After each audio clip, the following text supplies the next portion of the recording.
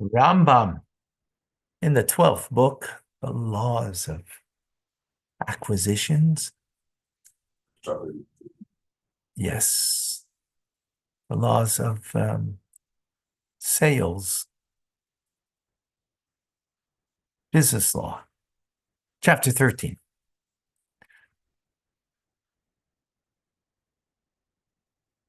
And let in, thanks. Okay, when a person exchanges one article for another, or one animal for another, the laws of Ainah do not apply. So Ainah, if you recall, is the law that you're not allowed to charge. This doesn't, this, as I mentioned, I think yesterday, doesn't really exist today because today, first of all, we live in a world that's mixed with Jews and non-Jews, right? And this is business law. So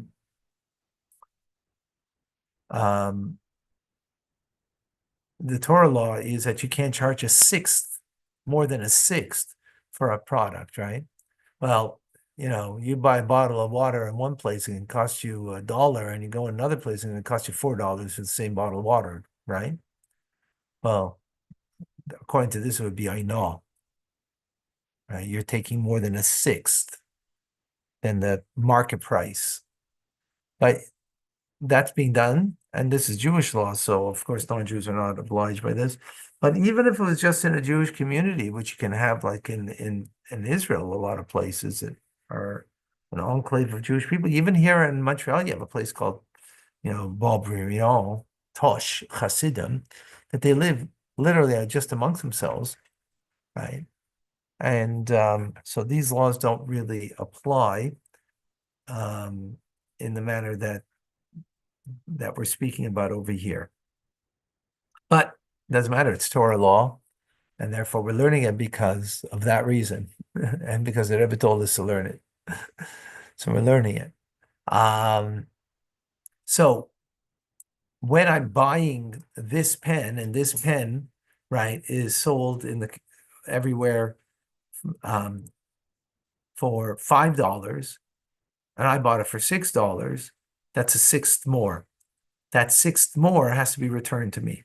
If it's less than the sixth, then you don't have to return it because that's considered that a person is okay with that, to pay, to buy something that is under a sixth more than what the going price is, right?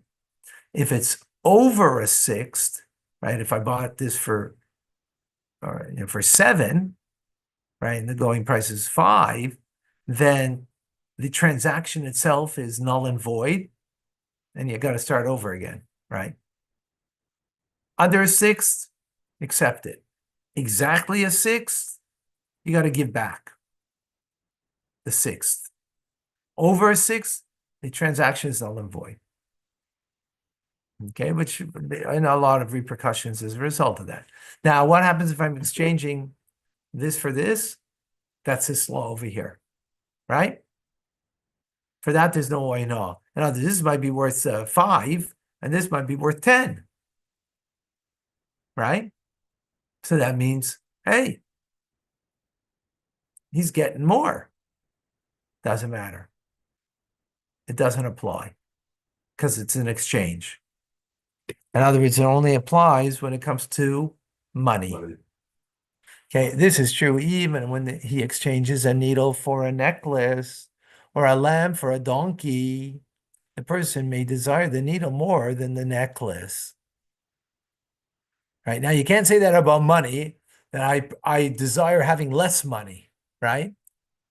But you can say that a needle is something I need, right? Because I'm a tailor, and there's no needles in town, and I've got a big job for the king to do, so I need this needle or this particular needle, right? That's more valuable than a necklace to me. When, however, the person exchanges produce for produce, the law of Ainah do apply, regardless of whether the produce is evaluated before the sale or after the sale. Aha. So produce is produce. 1 second. Interesting.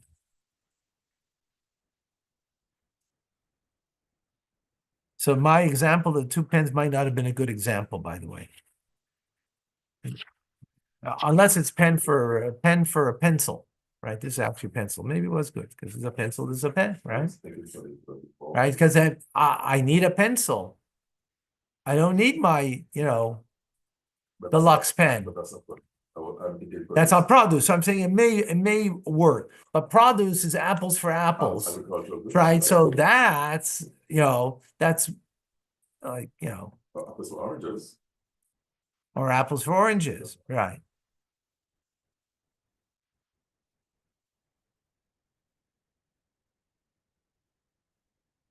Um,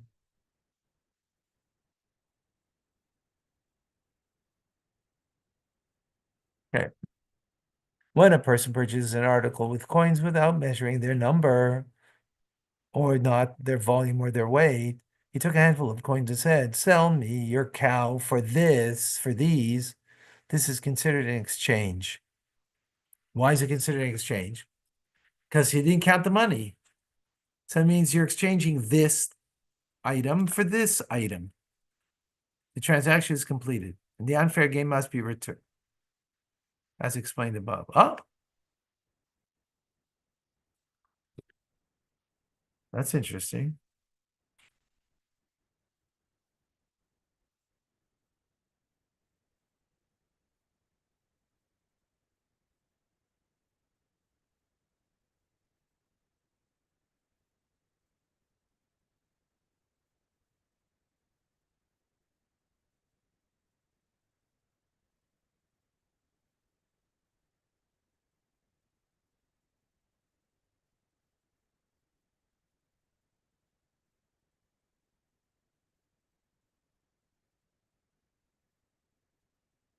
But he's selling here, sell me your cow for these, right?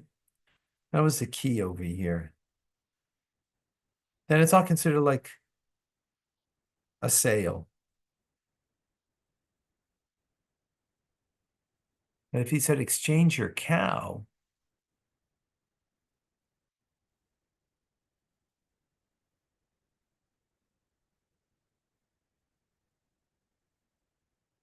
how many?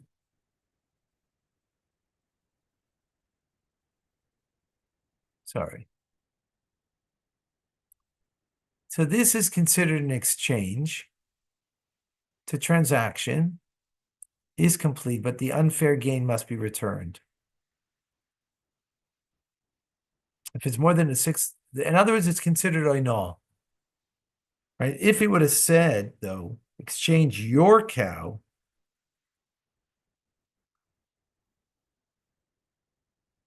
right? So he's saying exchange rather than sell. He's using the word sell over here, even though, and the important point over here is it wasn't measured out or counted out how much coinage there is. So it's kind of done, blindly. Right. So in that blindly, you might say, well, then I shouldn't. Says no, it's still considered because he sold to sell. So it's still considered, it's not right. And therefore does apply, and the unfair gain has to be returned. Now, even if it's more than a six, it sounds like me, you have to return it and it's not become null and void because you didn't make it dependent on a certain amount, on an expressed amount. That's my understanding. Okay. But if you would have said, exchange your cow for this, then that would be called an exchange and not a sale. This law also applies if someone produces fruit without measuring its number, volume, or weight for a seller or two. Transaction is completed. The unfair gain must be returned. By the way, the unfair gain is on both sides, right? Remember that. It's not just the buyer. I mean, the seller who would make an unfair gain because he sold at a higher price. No, it could be at a lower price, and especially over here because you're doing it by sight. You're not doing it by measurement. When a homeowner sells his personal belongings, the laws by law do not apply. For a man would not sell his personal belongings unless they were offered an exorbitant amount of money. Wow. Interesting. I'm not seeing that. Yeah. I mean, yes, you would like. Okay, to- so you have to understand what's different today. Today, an average person owns over 20,000 objects, things. Back in the day, in the Rambam, you maybe owned a few hundred. How many pens do you have in your house? Right? Just pens alone, pens alone, you might have more pens than people had other objects, What do people, they had a weekday clothing and they had Shabbos clothing that not necessarily had any other clothing, right? So they owned much less. So people didn't sell things. They needed it. If they were selling it, right, they were only going to sell it if they're going to get a real top dollar for it. Otherwise, they need it. No, there's no such thing as that they didn't need one pen. They needed one, but they only had one. If I'm selling my one pen, I'm only selling if I'm going to get a top price for it. Otherwise, I'm not going to. So the laws of Einah did not apply. I'll tell you the truth, I'm not clear on this because yesterday we said that it was on both sides it applied. I'm a little unclear.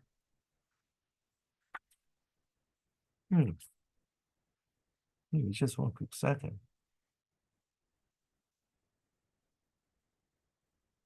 Yesterday we said the laws of Einah apply with an ordinary person, so too they apply with regard to a merchant.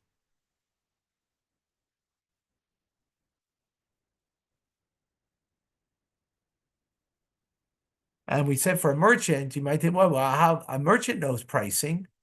Okay, sometimes he might not know. Yeah, but there's no That's what he context. said. But over here now, we're saying it doesn't apply. Yeah, How because- that seems to contradict what we just learned yesterday. Well, but it's precisely the reason why he put this out reported here is because he is really in need of the money. So Yeah, the but size yesterday we said that an ordinary person, it does apply. Yeah. Now we're saying not. But that person's a merchant. He's buying it from a- Ah, you know what it means there? There means also selling. In others, he wasn't selling personal belongings. That's the difference. He wasn't selling personal belongings. He's a farmer. He's not a merchant, but he's a farmer. That's the difference. A farmer is not a merchant. A merchant is someone who's taking goods from here and there, and he's a farmer is taking his goods to market. He's not in the market. He's selling to the market, right? That's what a farmer is. That was yesterday. So you're taking your goods. Okay, there I know applies. Here we're talking about the one pen that you have. I know it doesn't apply. The one jacket that you have, I know it doesn't apply. That's what it's talking about. But it says it applies. The laws of owner apply. No, we just said not. Oh, no, sorry, I'm looking at the wrong thing. When a homeowner sells his personal belongings, that's the key. Personal belongings, right? It makes sense to me. Right. For a man would not sell his personal belongings unless they were offered at an exorbitant amount of money. In other words, even though this pen might be sold in the market at a certain price, but I'm not going to sell it at that price because it's the only pen I got. I'm going to sell it at a price I'm going to get more, whether it's 50% more, whatever it is, right? Number 3, although a person tells his colleague, we are completing this transaction on the condition that you do not hold me responsible for unfair prices, the laws of Einah apply. You can't tell, okay, here, I'm selling you this, this barrel of pickles, and I'm making condition, I'm selling it that Einah doesn't apply. No. When does the above apply? When the statements are made without being explicit. In such an instance, the other party does not know how much money he is foregoing in the favor of his colleague. Needless to say, this is the law when one tells the other, when we are completing this transaction on condition there's no Einah involved, for Einah is involved. If, however, one explicitly mentions the amount of unfair gain, the laws of Einah do not apply because all conditions that are accepted by both parties is binding. in cases of financial law. Wow. Financial law in the end is between two parties. So if there's complete upfront honesty, right? I'm going to market, I sell these, right? I manufacture them, right? And I went to and I'm selling it to you, and I'm telling you the market price is $1, but I'm selling it for $2. And you're fully aware of that. Then it's okay. Because in the end, business is between two people. And if two people are in agreement, that's all that counts. It's called Gemir Das, a complete awareness. That's what's important here. If it's not explicit, if you're not saying I'm making an extra $1 on this, right? I'm doubling the price, or 50%, whatever it is, more than a 6, right? Then if you didn't say it explicitly, then it does apply. Wow. So because all conditions are accepted by both parties and binding in case of financial law. What does imply? If the seller tells the purchaser, I'm selling you this article for 200 zuz, although I know it is only worth 100, I'm selling, and we're not talking about personal stuff now, right? Because personal stuff is okay with, right? It doesn't apply. So here it's talking about your produce, right? What I'm selling to you on condition that you do not hold me responsible for unfair gain. The law of law do not apply. Similarly, if the purchaser tells the seller, I'm purchasing this article from you for a mana, although I know it is worth 200, right? In other words, he's selling it at a loss, right? I'm purchasing it from you on the condition that you do not hold me responsible for unfair gain. The law of law do not apply.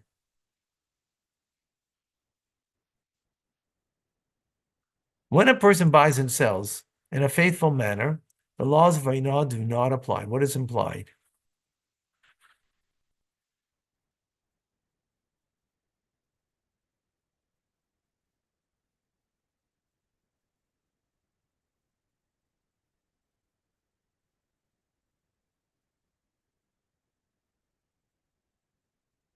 The seller tells the purchaser, I purchased the article for such shot, and I'm making this and this amount of profit. The laws of Ainah do not apply. That's faithful. That's honest, right? You're telling the person forthright. That's similar to the law in email, the latter part of email, where they explicitly mention the amount of money they gain. It's not the same, more or less related to that.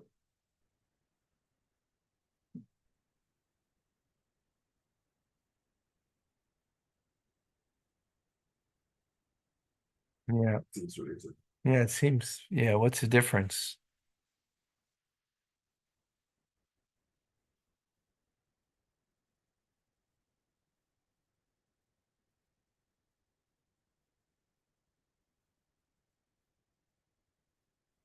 I don't know. Seems, yeah.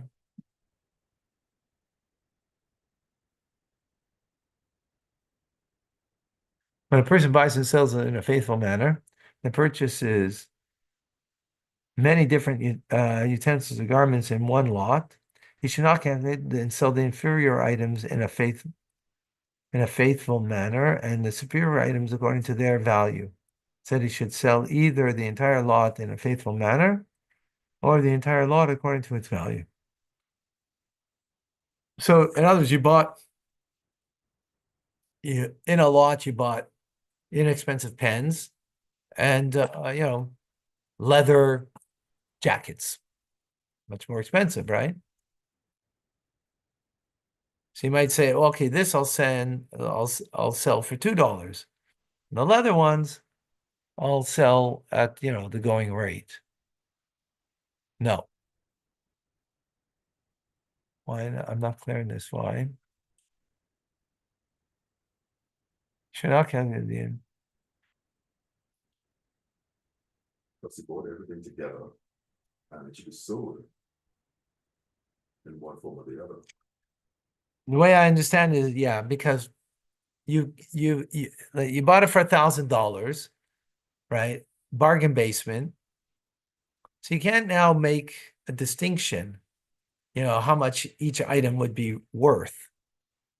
That's the point over here. So sell it all as a lot. And then you could say, I bought it for 1,000, I'm selling it for 2. That's what I'm doing. So, you know, then you're being faithful because you're giving the price for the entire thing. In other words, you're not dividing it.